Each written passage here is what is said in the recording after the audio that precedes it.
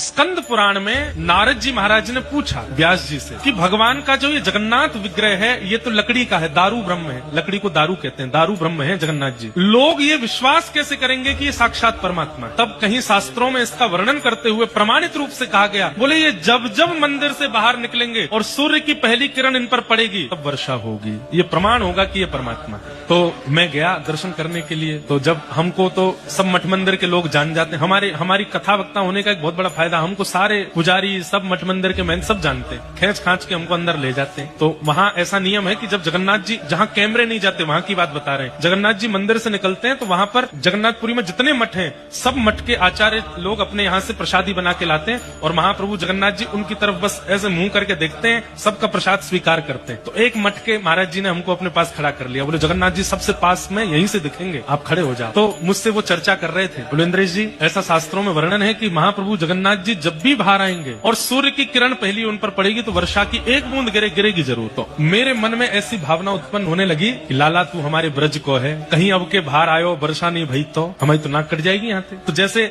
अपने गांव का व्यक्ति किसी प्रतियोगिता में भाग ले तो यूं रहता है जीते, ऐसी भावना चित्त में आने लगी। अरे भैया ब्रजवासी की लाज रखियो। तो मन में घबराहट हो रही थी, क्यों? क्योंकि दूर दूर तक एक भी बादल नहीं आकाश में, तमतमाता हुआ जून जुलाई के महीने में होती है रथ यात्रा, भीषण गर्मी, मैं कहूँ ऊपर एक बादल नहीं है। और वो विजय घंट बजाते हैं वहां पर जब जगन्नाथ जी चलते हैं ना, तो ऐसे पंडा पुजारियों के कंधे पे हाथ धर के वो अनुभव कैसा है मैं क्या बताऊं, रोंगटे खड़े होते हैं स्मरण करके। तो सबसे पहले मंदिर से बाहर आते हैं सुदर्शन जी बाहर आए, उसके बाद आती हैं सुभद्रा जी और फिर आते हैं बलराम जी, और तीनों निकल के चले गए, वर्षा नहीं भाई। अब आई जगन्नाथ जी की बारी, और जगन्नाथ जी जब आते हैं तब भीड़ भी बहुत हो जाती है, और मैं कहूँ एक बादल नहीं है, एक बादल नहीं है। अब मुझे बादलों की चिंता ज्यादा कि बरसे को तो सही, ये प्रमाणित होना चाहिए कि ये परमात्मा है। जैसे ही महाप्रभु जगन्नाथ जी निकल करके बाहर आए और प्रथम किरण सूर्य की पड़ी, ना जाने कहां से एक बादल आया घूमता हुआ, तुरंत वर्षा हुई वहां पर।